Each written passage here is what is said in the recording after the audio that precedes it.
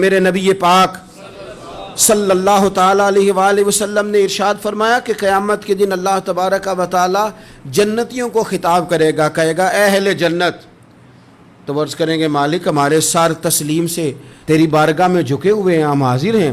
تو اللہ تبارک و تعالیٰ ان سے فرمائے گا تم خوش ہو نا؟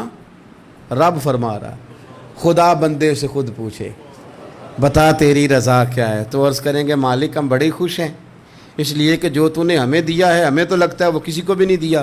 تو اللہ فرمائے گا ایک نعمت اور تمہیں دینے لگا ہوں، ایک نعمت تمہیں اور ملنے لگی ہے۔ صحیح بخاری صحیح مسلم کی حدیث ہے۔ تو عرض کریں گے یا اللہ اب جو تو نے دیا اس سے بہتر اور کیا ہو سکتا ہے؟ ہر چیز تو ہمیں مل گئی۔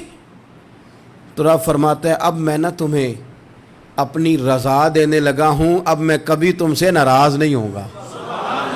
یہ وہ نعمت ہے جو جنت سے بھی بڑی ہے۔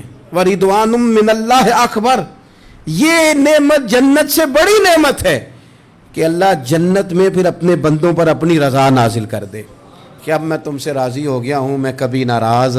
یا ایتھا النفس المطمئنہ ارجعی الی ربک راضیۃ مرضیہ، اے نفس مطمئنہ اپنے رب کی طرف لوٹ آ اور اس حال میں آ کہ رب تجھ سے راضی ہے اور تو رب سے راضی ہے، اس حال میں تو لوٹ آ۔